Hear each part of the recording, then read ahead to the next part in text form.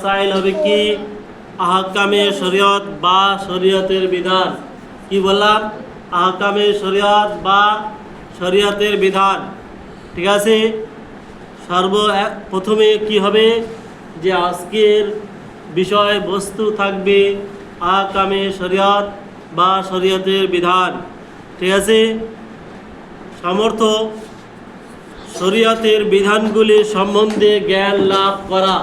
ঠিক আছে, শরীয়তে কি কি বলেছে সেগুলোর জ্ঞান লাভ করার জন্য, শরীয়তের বিধানগুলির প্রতি আমলের আগ্রহ বৃদ্ধি, মানে শরীয়তে যেগুলো বলেছে সেগুলো আমল করার জন্য, সেগুলো যে আমরা আমল করি তাহলে অনেক আমরা ফায়দা পাবো বা অনেক জিনিস জানতে পারবো। ঠিক আছে, তাই শরীয়তের বিধানগুলি নিম্নে বর্ণিত কয়েকটি ভাগে বিভক্ত বা আরও এই আদেশ নিষিদ্ধ কোরআনে ও হাদিসের মধ্যে সুস্পষ্ট প্রমাণিত আছে। ঠিক আছে, তার মধ্যে কোরআনে আল্লাহ পাক সুবহানাহু ওয়া তাআলা বলেছেন কি ফরজ, কি বলেছেন? ফরজ, ফরজ নামাজ যাকে আল্লাহ পাক সুবহানাহু ওয়া তাআলা ফরজ করেছেন। ঠিক আছে, আকিমুস সালাত, কোরআনে বলেছে আকিমুস সালাত, হাদিসে বলেছে কি আস-সালাতু মিফতাহুল জান্নাহ, যে নামাজ তোমাদের জন্য ফরজ করেছেন, নামাজ তোমাদেরকে কায়েম করতে বলেছে, আর নামাজ পড়লে বলা জান্নাতের চাবিকাঠি নামাজ। ঠিক আছে, সেই নামাজ যদি কেউ ত্যাগ করে, ইচ্ছাকৃত ছেড়ে যায়, তাহলে কি হয়ে যাবে? কাফের হয়ে যাবে। সেই সম্বন্ধে আল্লাহ পাক সুবহানাহু ওয়া তাআলা কোরআনের মধ্যে বলেছেন, আল্লাহর নবী সাল্লাল্লাহু আলাইহি সাল্লাম হাদিসের মধ্যে বলেছেন। কি বললাম? কোরআন ও হাদিসের মধ্যে বলেছেন যে ফরজ আল্লাহ পাকের যে আদেশগুলি পবিত্র কোরআন ও আটক প্রমাণ দ্বারা প্রমাণিত হয়েছে তা মানুষকে পালন করতেই হবে। মানুষকে পালন করতেই হবে, না করলে গুনাহগার হবে। কি হবে? গুনাহগার হবে। বুঝতে পারলাম? যে না করে তাহলে কি হবে? গুনাহগার হবে। তাহলে কি বলেছে?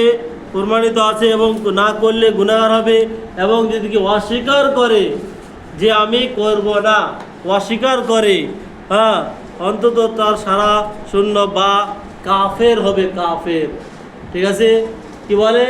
যদি আমি করব না বলে, ঠিক আছে, তাহলে কি হবে?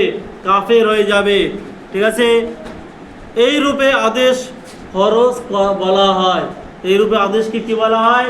ফরজ বলা হয়।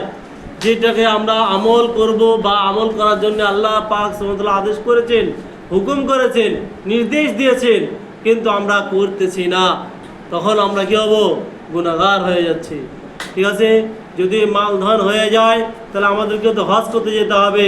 হজ না করলে, হজ করার ভয়তে আমরা কি করছি? ওই জিনিসটা দিয়ে আমরা ওই টাকা পয়সা ধন দৌলত অন্য কিছু করেছি, কিন্তু তা চলবে না। ঠিক আছে, আর যদি আমরা জাকাত না দেই, জাকাত দেওয়া কি ফরজ, তো জাকাত যদি না দেই তাহলে আমাদের কি করতে হবে? ফের আমরা অস্বীকার করছি, অস্বীকার করলে সেগুলো কি হবে? কাফের হয়ে যাব, বেঈমান হয়ে যাব, বেঈমান হয়ে মারা যাব। ঠিক আছে, মারা গেলে বেঈমান হয়ে আমরা কোথায় যাব? জাহান্নাম। তার ঠিকানা জাহান্নাম। তাহলে আমরা বুঝতে পারলাম যে আল্লাহর হুকুম মেনে চলা কি ফরজ। আল্লাহ পাক এই হুকুমকে পালন করতে কাদের উপর দিয়েছেন? আমাদের উপরে। তা আমরা পালন করব ইনশাআল্লাহ।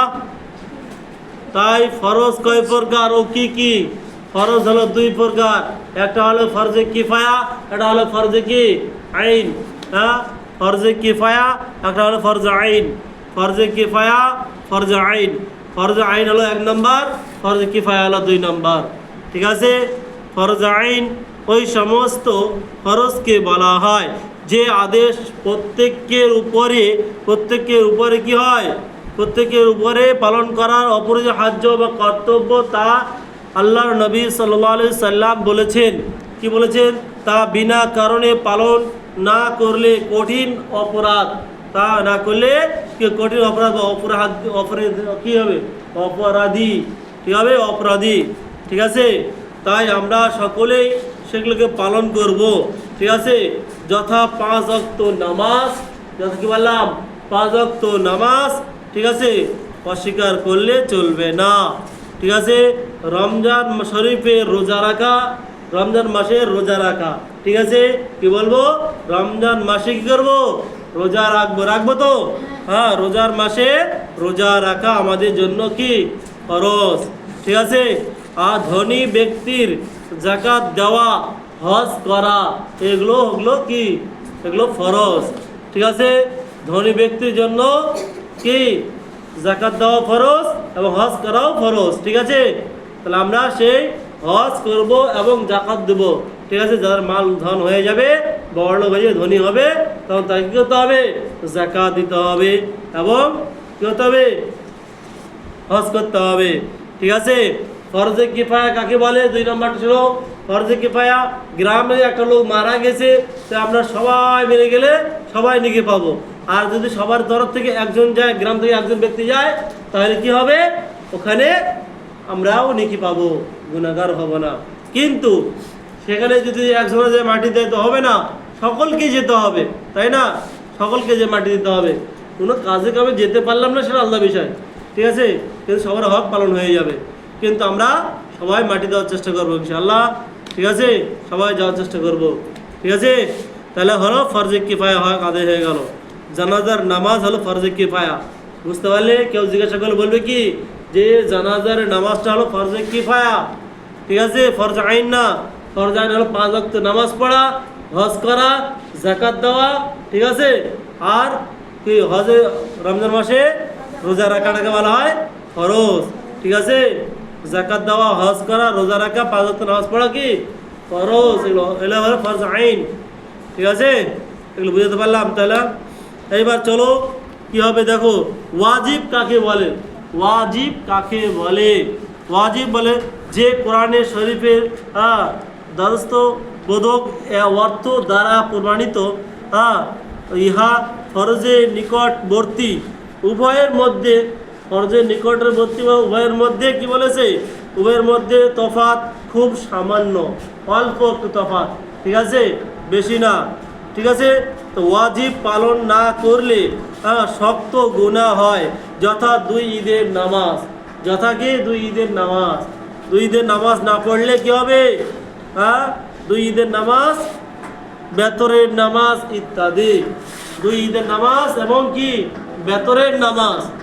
বেতরের নামাজ না পড়লে গুনাহগার হয়ে যাবে। ঠিক আছে, বড় গুনাহ একবারে। তো যেন আমাদের নামাজ পড়তে গেলে এই সারে বেতন নামাজ পড়তে হয়। আর 2 ঈদের নামাজ। ঠিক আছে, তাহলে সেই 2 ঈদের নামাজ পড়বো এবং বেতরের নামাজও পড়বো। ঠিক আছে, তাকে বলা হয় ওয়াজিব। ঠিক আছে, বুঝতে গেল?